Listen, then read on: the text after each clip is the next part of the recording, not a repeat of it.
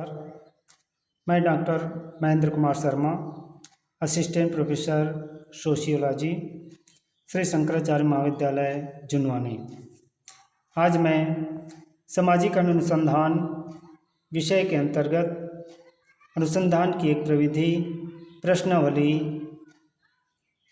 पर अपने विचार प्रस्तुत करने जा रहा हूँ। सबसे पहले हम देखते हैं प्रश्नावली क्या है, इसकी क्या भूमिका है। तो सामाजिक अनुसंधान से संबंधित अनेक विषयों का अध्ययन क्षेत्र इतना व्यापक होता है कि एक अनुसंधानकर्ता अध्ययन से संबंधित सभी लोगों से स्वयं संपर्क स्थापित नहीं कर सकता। इस दशा में उसके लिए आवश्यक होता है कि प्रश्नावली के माध्यम से उत्तरदाताओं से प्राथमिक तथ्यों का संकलन करें। प्रश्नावली प्रश्नों की एक सूची होती है जिसमें अध्ययन विषय से संबंधित प्रश्न पूछे जाते हैं या प्रश्न सम्मिलित होते हैं, जिसमें अध्ययन विषय के विभिन्न पक्षों से संबंधित बहुत से प्रश्नों का हम समावेश करते हैं और उसी प्रश्नों के द्वारा ही हम तथ्यों को संकलित करते हैं। तो प्रश्नावली में अध्ययन विषय से संबंधित विभिन्न पक्षों को लेते हुए बहुत से प्रश्नों का समावेश होता है। प्रश्नों की सूची को अध्ययनकर्ता द्वारा उत्तरदाता से संपर्क स्थापित करके उसे स्वयं नहीं भरता, बल्कि उत्तरदाता के पास इसे डाक के द्वारा यानी पत्र बना करके डाक के द्वारा भेज करके उनसे निवेदन पत्र के साथ संलग्न करके उसने विभिन्न प्रकार की सूचनाएं प्राप्त की जाती है।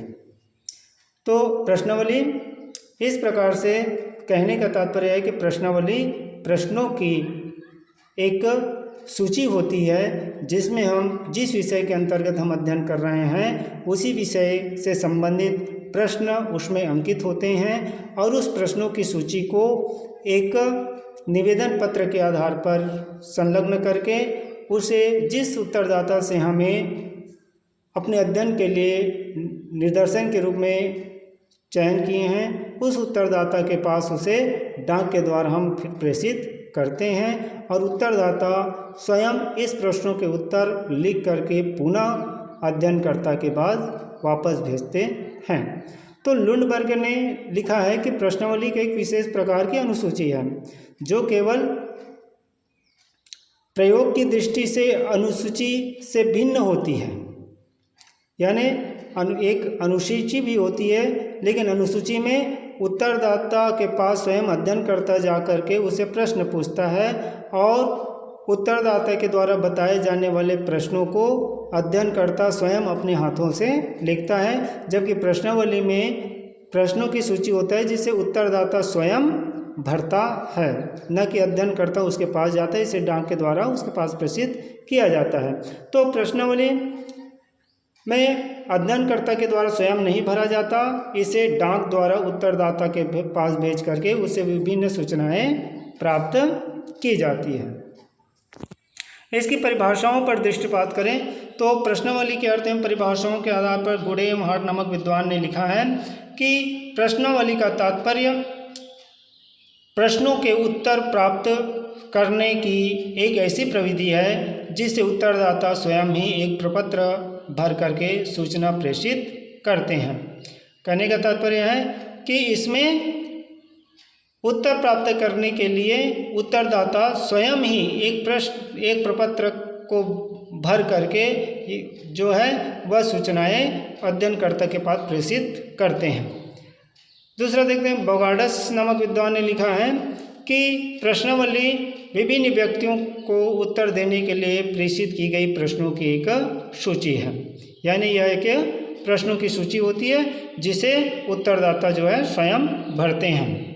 विल्सन गी नामक विद्वान ने लिखा है कि प्रश्नावली बहुत बड़ी संख्या वाले लोगों से अथवा विस्तृत क्षेत्र में फैले एक छोटे चयनित समूह से सीमित मात्रा में सूचना प्राप्त करने की एक सुविधाजनक प्रणाली होती है।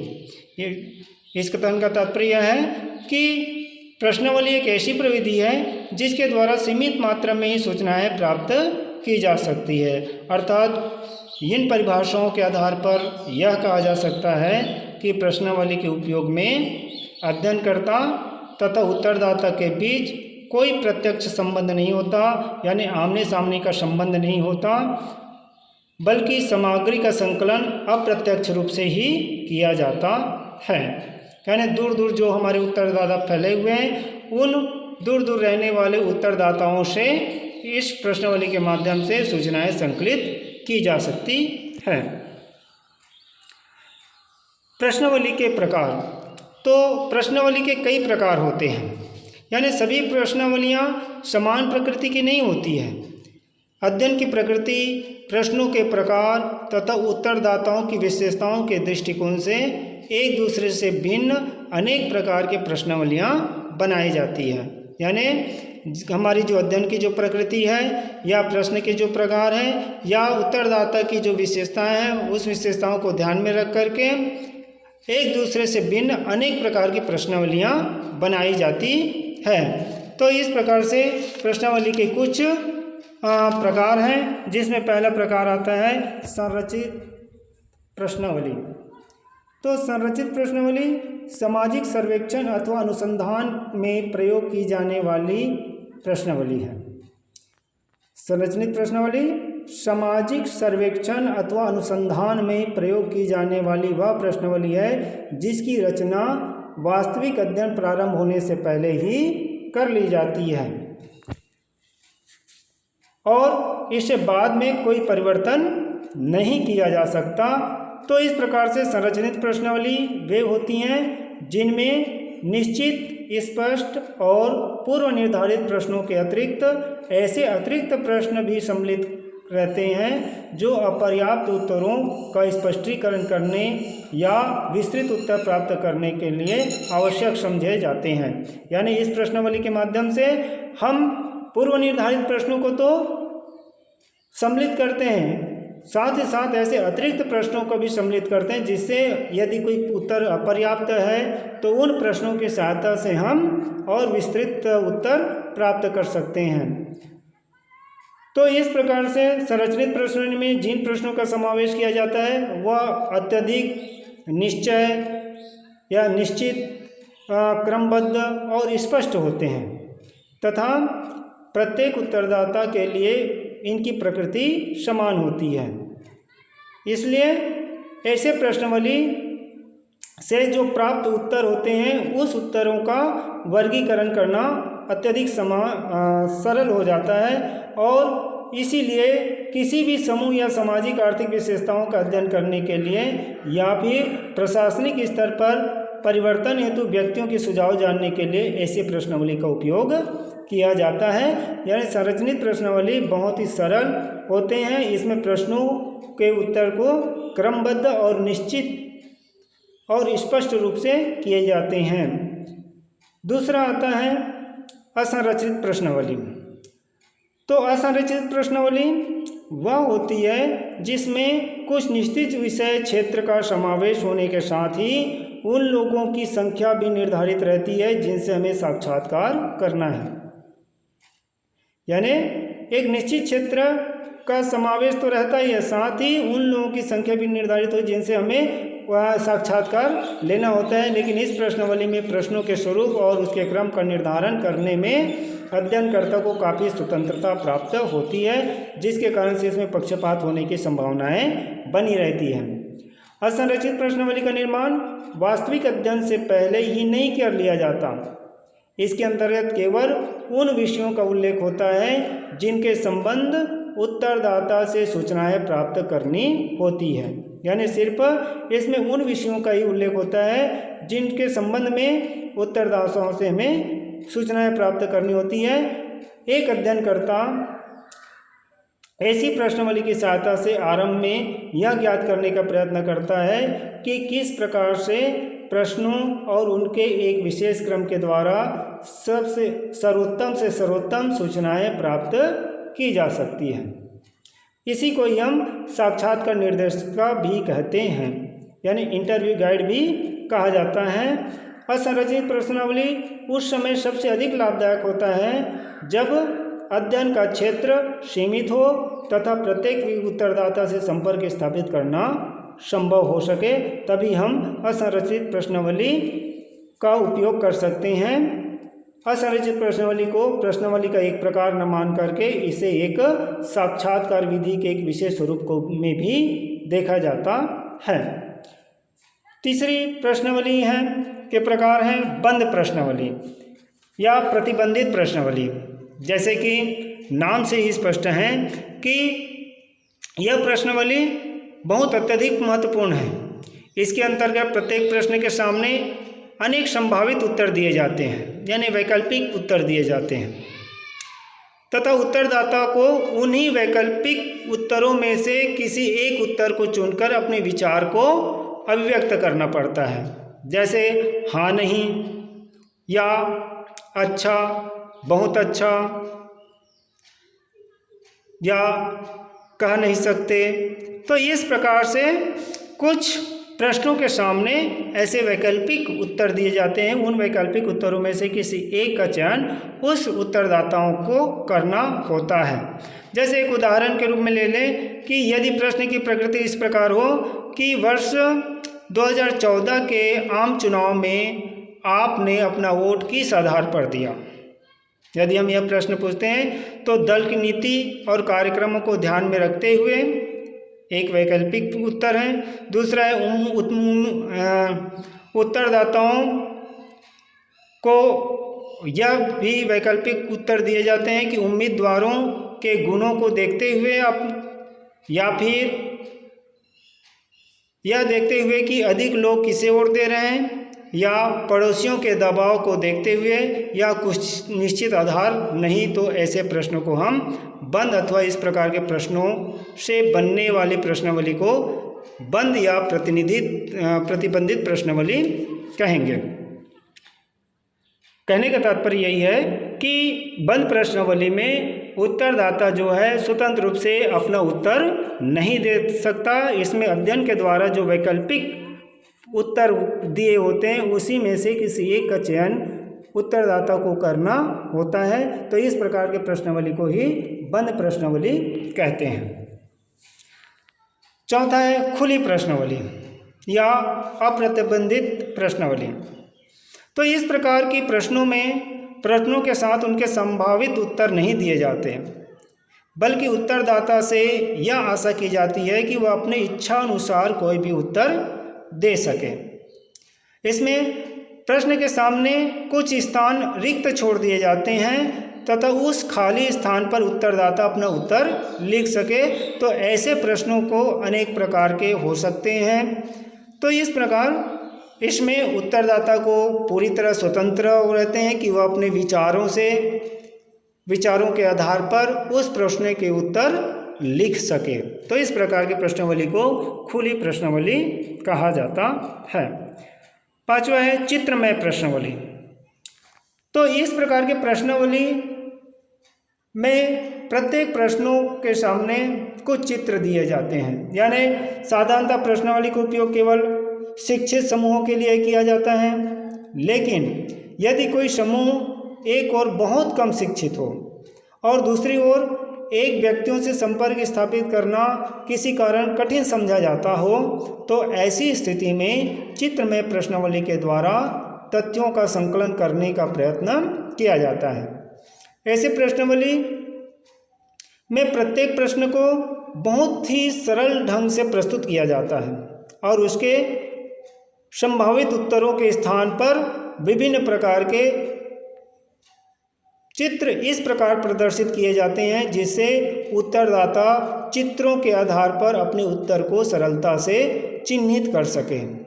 जैसे यदि प्रश्न यह हो कि आप गांव में रहना पसंद करते हैं अथवा नगर में, तो प्रश्न के आगे नगर और गांव का चित्र बना दिया जाता है, जिसे उत्तरदाता सरलता से किसी पर चिन्ह लगाकर अपनी पसंद की अभिव्यक्ति करता है। तो इस प्रकार चित्रों के माध्यम से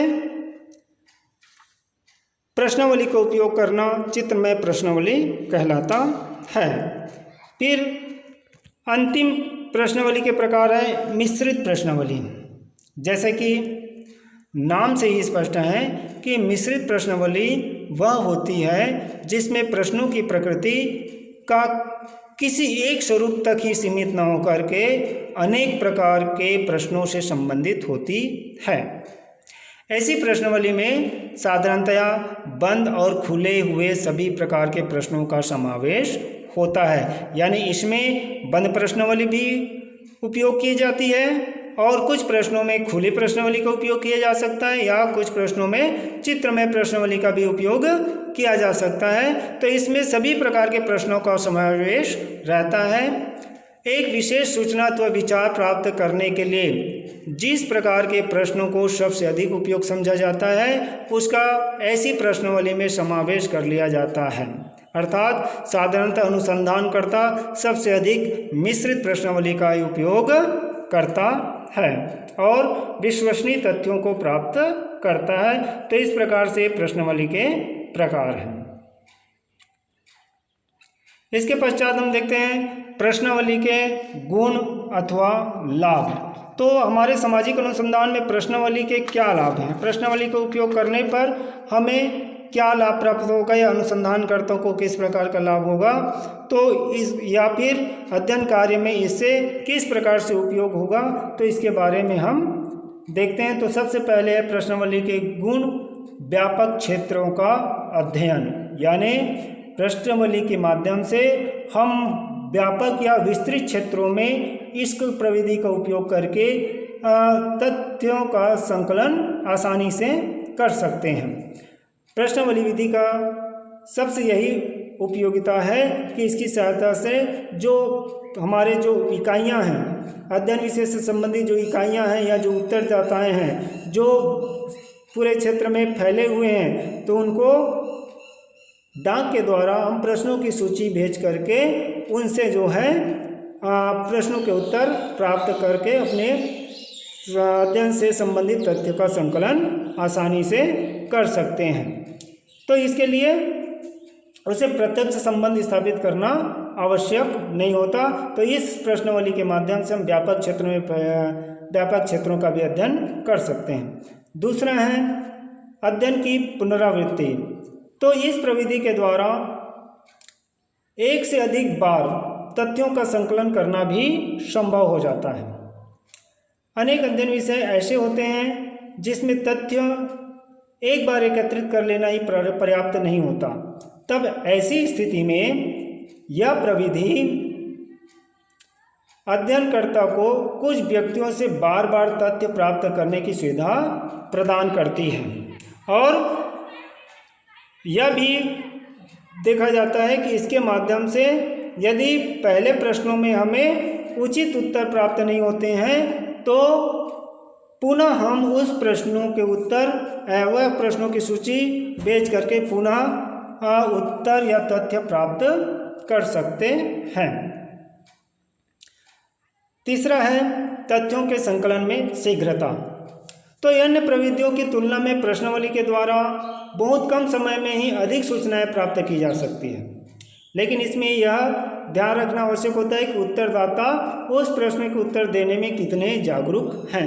यदि उत्तरदाता जागरूक हैं तो बहुत ही कम समय में हम या अनुसंधानकर्ता जो है वह प्रश्नों के उत्तर आसानी से प्राप्त कर सकते हैं। इसकी सहायता से अध्ययनकर्ता द्वारा उत्तरदाता से व्यक्तिगत संपर्क स्थापित करने में समय व्यतीत नहीं करता है। इससे समय की बचत होता है और इस प्रविधि की सहायता से 25 या 30 दिन के अंदर ही हजारों या जितने हमारे अध्ययन इकाइयां हैं उन सारे अध्ययन इकाइयों से उत्तर प्राप्त हो जाता है। चौथे प्रश्नावली के गुण हैं धन और श्रम की बचत। तो सामग्री संकलन में यह प्रविधि इसलिए भी उपयोगी है कि इसमें बहुत कम व्यय और श्रम की आवश्यकता होती है। इसके अंतर्गत मुख्य व्यय केवल प्रश्नावली की छपाई और डाक से संबंधित जितने खर्च होते हैं उतना व्यय इस प्रविधि के माध्यम से होता है। अध्ययनकर्ता एक स्थान पर रहकर ही संपूर्ण अध्ययन की सरलता से तथ्यों को संकलित कर सकता है। कार्यकर्ताओं पर वेतन, भत्ते और यात्रा पर होने वाले व्यय से इस प्रविधि के द्वारा बचा जाता है। तो अध्ययनकर्ता इस प्रविधि के प्रयोग के द्वारा जो अतिरिक्त समय बचा लेता है उसका उपयोग अध्ययन के सैद्धांतिक स्वरूप को पुष्टि करने में लगा लेता है। तो इस प्रविधि के माध्यम से धन और श्रम दोनों की बचत करता है। अगले गुण हैं वस्तुनिष्ठ सूचनाओं की संभावनाएं।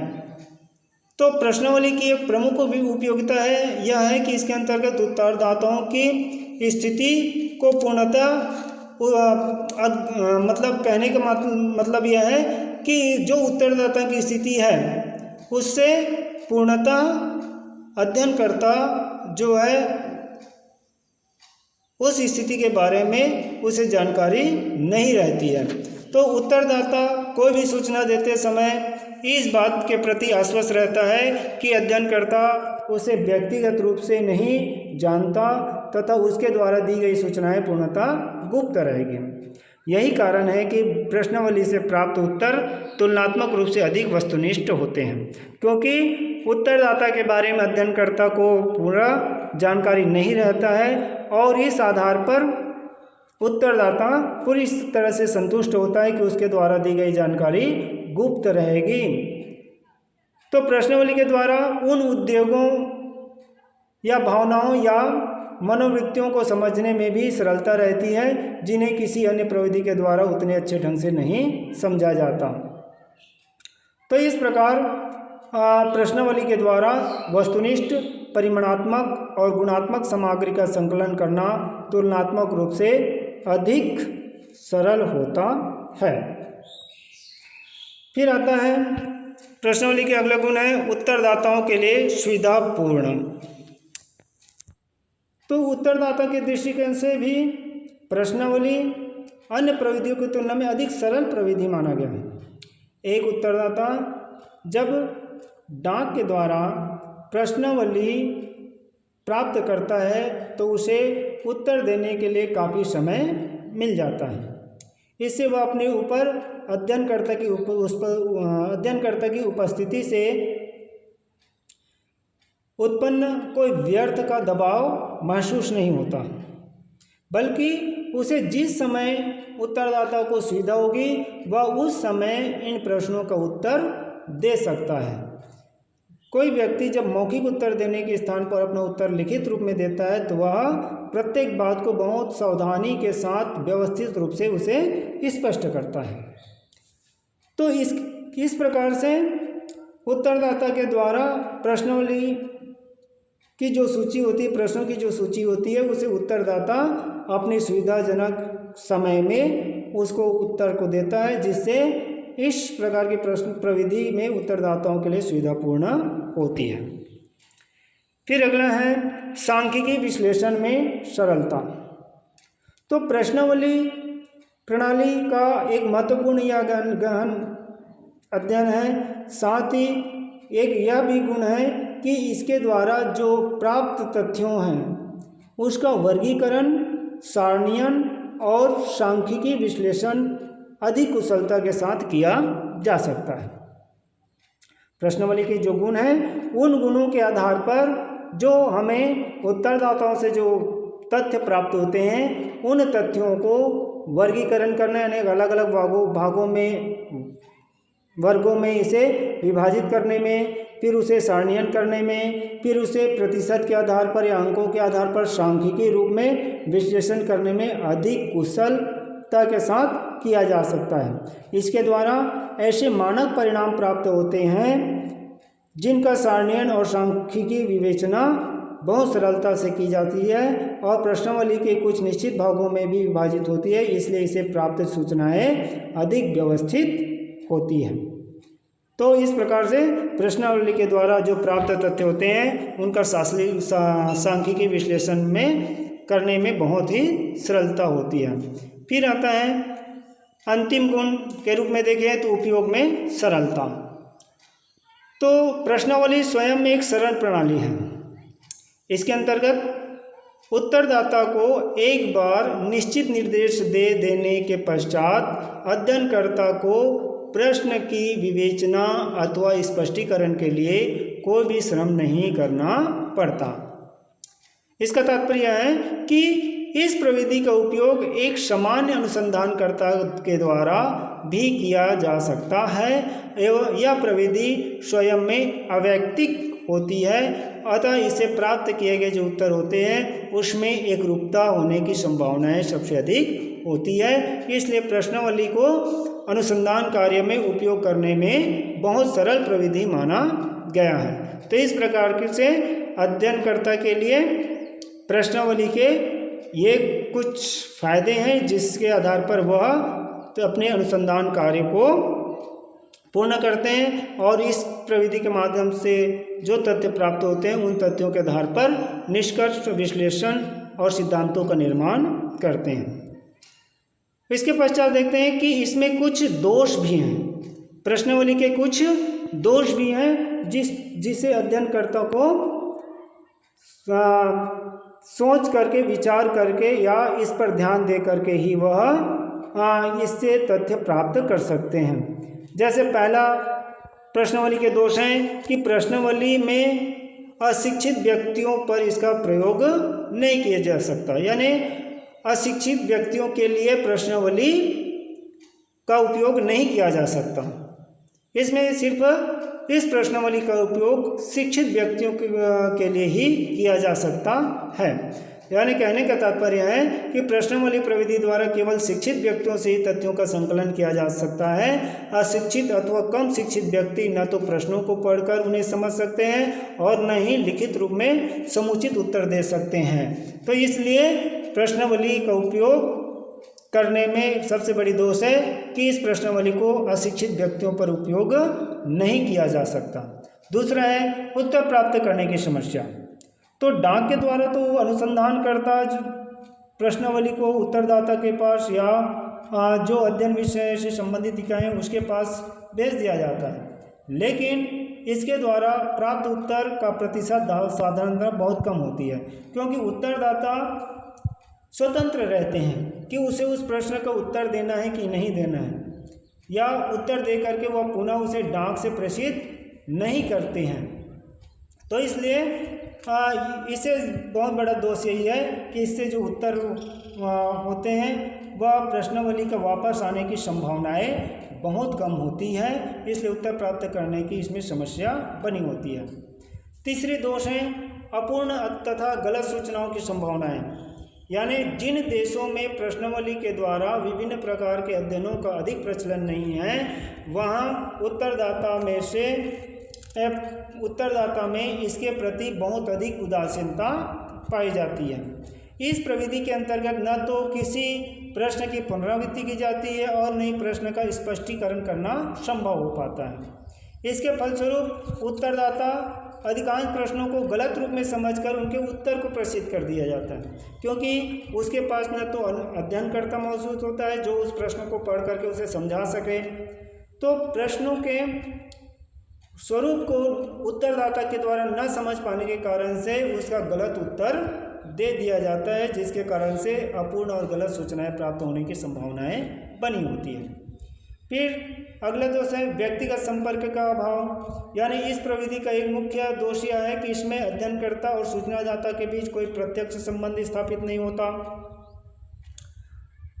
तो प्रत्यक्ष संबंध नहीं होता तो इसके फलस्वरूप अध्ययनकर्ता को किसी विशेष प्रश्नों के उत्तर के लिए उत्तरदाता को तैयार करने या विषय के प्रति उसकी रुचि को बढ़ाने का अवसर नहीं मिल पाता, क्योंकि कोई भी व्यक्ति समान रूप से किसी प्रश्न के उत्तर देने के लिए राजी नहीं होता है।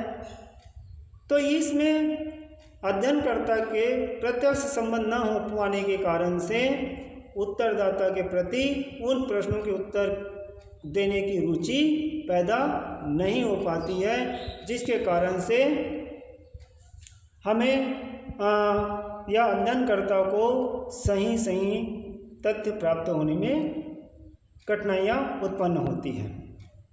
फिर आता है अस्पष्ट लेख।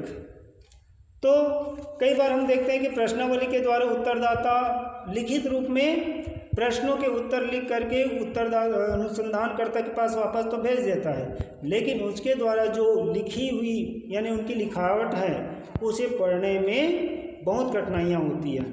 यानी जो लिखित सूचनाएं प्राप्त होती है उनकी लिखावट इतनी दोषपूर्ण होती है कि कभी कभी महत्वपूर्ण तथ्यों को पढ़ पाना भी बहुत कठिन हो जाता है। अनेक उत्तरदाता द्वारा उत्तर इतने गंदे ढंग से या इतने गलत लिखावट से लिख दिए जाते हैं कि कुछ समय बाद उन्हें पढ़ पाना असंभव हो पाता है। तो यह स्थिति भी वस्तुनिष्ठ निकालने में बाधक बन जाती है।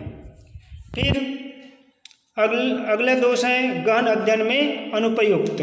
तो प्रश्नावली का एक महत्वपूर्ण दोष है कि इसके द्वारा जो प्राप्त तथ्य हैं उन तथ्यों के आधार पर यानी गहन से गहन अध्ययन या सूक्ष्म अध्ययन कर पाना कठिन हो जाता है। प्रश्नावली प्रविधि के द्वारा अत्यंत साधारण समस्याओं के अध्ययन के लिए सूचनाएं प्राप्त की जाती हैं। यदि किसी गहन समस्या का कुछ समय तक लगातार अध्ययन किया जाए तो यह देखने को मिलता है कि इससे चूँकि हम उत्तरदाता से प्रत्यक्ष रूप से संपर्क स्थापित नहीं कर पाते, उनकी परिस्थिति के बारे में नहीं जान पाते या उनसे व्यक्तिगत न मिल पाने के कारण उनके विचारों से हम अवगत हो पाते हैं, जिसके कारण से व्यक्ति के भावनाओं, विचारों या संवेगों या मूल्यों या मनोवृत्तियों की गहराई में जाकर के अध्ययन कर पाना कठिन हो जाता है। सिर्फ इसमें अनुसंधानकर्ता उत्तरदाता के द्वारा दिए गए प्रश्नों को ही सही मान करके वह निष्कर्ष निकाल लेते हैं, जिससे जो एक दोषपूर्ण माना गया है। फिर अंतिम दोष है सार्वभौमिक प्रश्नों के निर्माण असंभव। तो एक विशेष अध्ययन से संबंधित सभी उत्तरदाताओं की प्रकृति समान नहीं होती है। उनकी शिक्षा, संस्कृति, विचारधारा, पारिवारिक पृष्ठभूमि, आर्थिक स्थिति तथा सामाजिक प्रतिष्ठा आदि एक दूसरे से अत्यधिक भिन्न हो सकती है। इस स्थिति में एक सामान्य प्रश्नावली के द्वारा ऐसे सभी व्यक्तियों से सूचनाएं प्राप्त करना स्वयं में बहुत कठिनाइयाँ होती है। यानी एक सामान्य प्रश्नावली के द्वारा ऐसे सभी व्यक्तियों से जो सूचनाएं प्राप्त करते हैं स्वयं में एक दोषपूर्ण विधि है। किसी भी एक प्रश्नावली का निर्माण नहीं किया जा सकता जिनमें दिए गए प्रश्नों का सभी उत्तरदाताओं के लिए समान महत्व हो। तो इस प्रकार से ये सार्वभौमिक प्रश्नों के निर्माण में भी असंभव है। तो ये दोष प्रश्नावली में देखने को मिलता है।